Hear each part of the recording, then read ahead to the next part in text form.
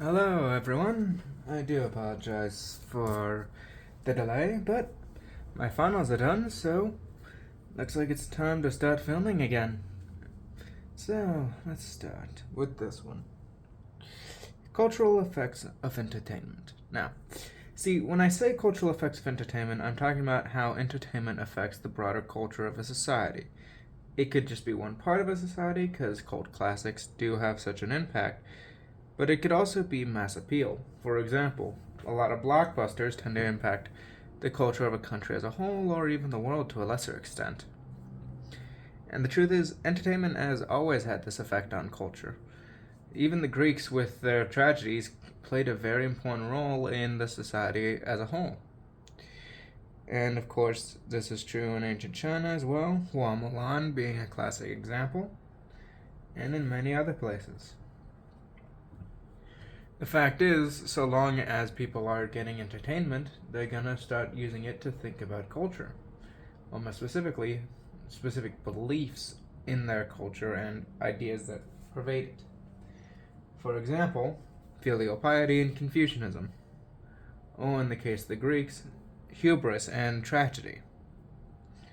It all depends on specific aspects of the culture and how it is interacted with by the entertainment in question. And of course, from that, certain stock ideas tend to have certain results. For example, heroes and heroism inspire people to be better. Look at Luke Skywalker as a more recent example. Now, of course, one can debate the sequels all they freaking want, but Luke in the originals was a fairly classic hero. A farm boy who, after his adopted parents died, went on to save the galaxy and protect many people, even trying to redeem his own father after having fallen to the dark side. That type of commitment unquestionably inspired people to do better. Was everyone doing better? Probably not, but still, people were inspired by him, and understandably so. Luke was a genuinely good person, and a person people wanted to be like. We see this with old heroes as well. King Arthur, for much of his stories, was a hero, a person who fought for his country, and people respected him. George Washington was effectively turned into a hero for a lot of Americans, and similar was the case. Stories told about him and his achievements echoed the same. It doesn't just have to be a fake person, it could be a real person, mythical, complete fantasy. The point of it is, so long as they're a hero, or a person doing things that are heroic, it can inspire people to do better, or, in the case of tragic heroes, to see their flaws and fix themselves. But with that also comes morality. Good morals imprint themselves on the populace, especially children, when shown through entertainment. Think about how many children shows have morals, like Peppa Pig, Bluey, or honestly just pick an old cartoon. So many of them had morals, whether it be per episode or just as a whole, as the theme. Growing up is often a common one, especially for children's media, for people heading into their teens, and it makes sense. But it also has big impacts on how people view such things. If you told a story about a kid who refused to grow up and gained something out of that, what do you think a child is going to take from it? Well, to not grow up. Growing up will come regardless. The child doesn't have a choice in that. But if they're taught to avoid growing up mentally, then all that's going to happen is they won't be ready for when life hits them full force when they turn 18. And so, of course, from that, good morality becomes very beneficial, especially towards children. And one of the more common ways to spread said morals is entertainment. It's one thing to lecture. Parents can do that, and it can have a good effect. It's another thing to show it through entertainment. Because generally speaking, you're going to have a lot easier time getting to children because they're not actively fighting back, because they're not looking at you like you're their mom lecturing them on how to do their clothes. They're instead going to think, oh, that was nice. I like that. I want to do things like that. I want to be like that, etc. The morals imprint themselves far easier because the children aren't actively resisting. And to some extent, this is true in adults, though they are far more willing to just ignore the morals themselves and enjoy entertainment for, well, entertainment. Let's face it, I don't think Looney Tunes had many morals besides don't buy Acme. And so, for an adult, it's far harder to get through, but it's still absolutely possible. Look at how many Disney adults there are that often treat the world like a Disney movie, or how many people try to use entertainment and say, my favorite character would disagree with you. It's basically the same thing, but in reverse. They took morals, whether applicable to the real world or not, and attempted to essentially adopt them wholesale, thinking, well, if this is what the character believes, then logically, I should too. When, no, that's not the case. Or in some cases, they're just straight up using them as little puppets to spread their beliefs, but you can never be certain of who's actually doing that in these cases, because sometimes someone legitimately believes that, no, these characters would agree with me in real life. But that doesn't suddenly mean they're right, or necessarily that it's correct. And of course, the reverse is also true. Sometimes it absolutely is correct. You can never be certain. Things can inspire you in many different ways. It's never going to be an absolute one and done thing. But there is a factor for it as the state and other interests look into it. Propaganda. If the state wishes to spread a moral or a belief system, well then logically entertainment's one of the best ways to do it. State media has done that for, well, let's face it, since they could even try. State sponsorship of the arts was actually a big propaganda tool for a long time. Get an artist or a playwright to write plays glorifying you and insulting your enemies, and well, that makes things far easier to convince people of. And in the modern era with video and movies, we can push it even further.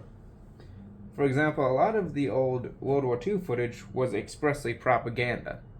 Whether for the United States, Germans, Soviets, whoever was filming, they would film war footage and take the best parts to use as propaganda to make themselves look better.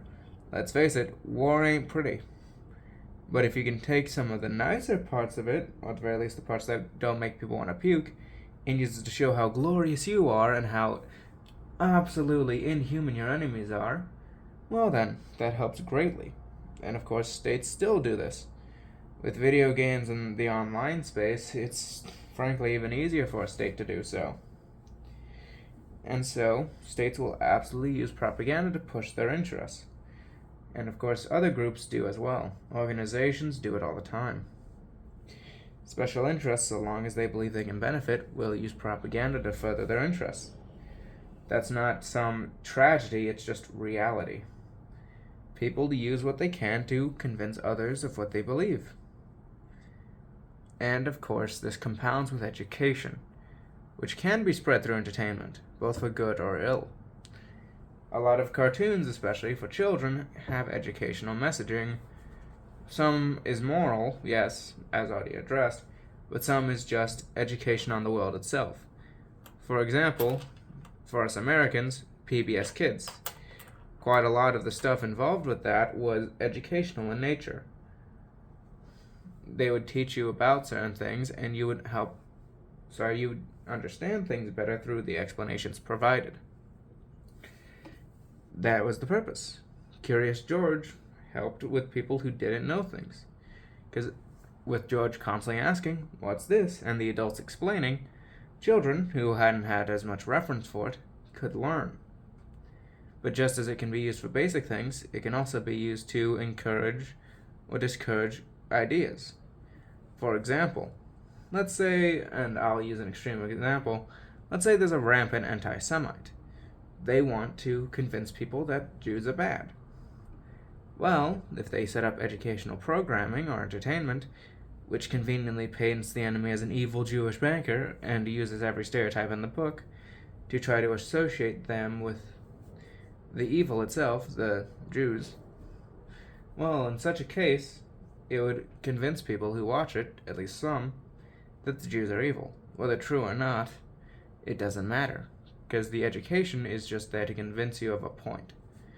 Education is not always a good thing. You can use education to trick people into believing things that aren't true. All it requires is that you're taught something. It never requires that you're taught the truth.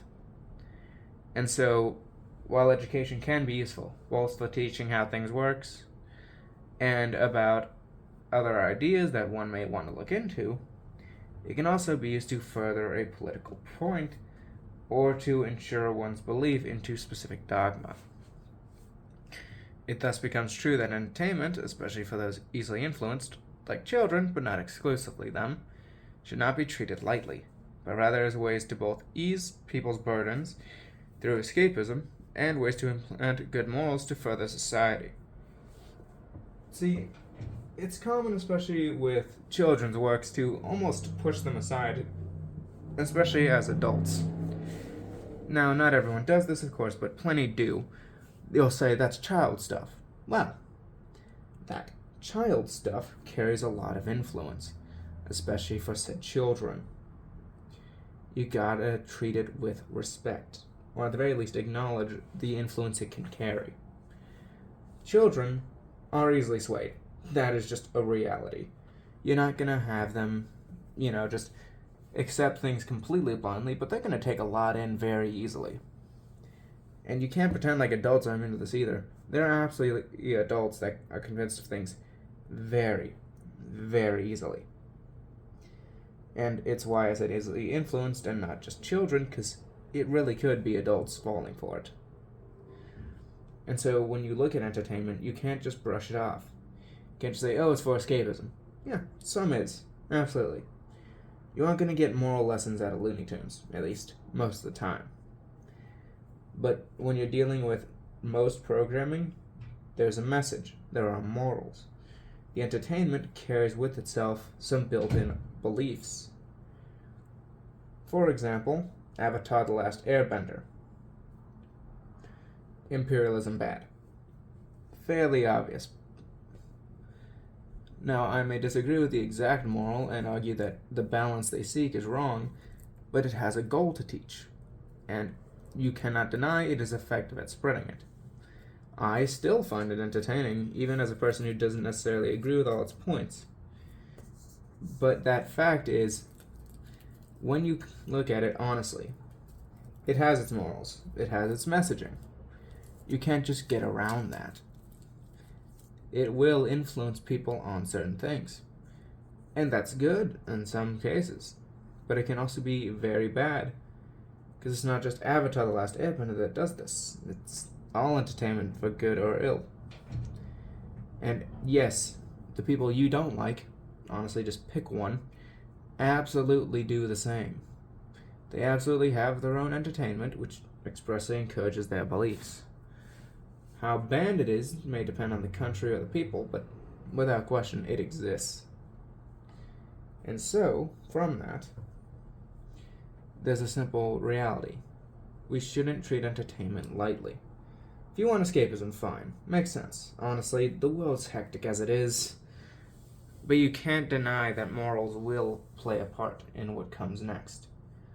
You can't deny that what people perceive through entertainment is how they gain their initial views of things they don't know about. Let's face it, if you heard about monopolies through TV shows, you would likely get very confused when you study the actual history of monopolies. Because frankly, reality is stranger than fiction in a lot of ways. And so, never treat entertainment lightly. Not because it's just some great thing that everyone must revere, but rather because it's something that can change how we think about things, whether as a small, specific part of a group or the group as a whole. Individuals will be impacted, and from that, the culture, the beliefs, and the practices.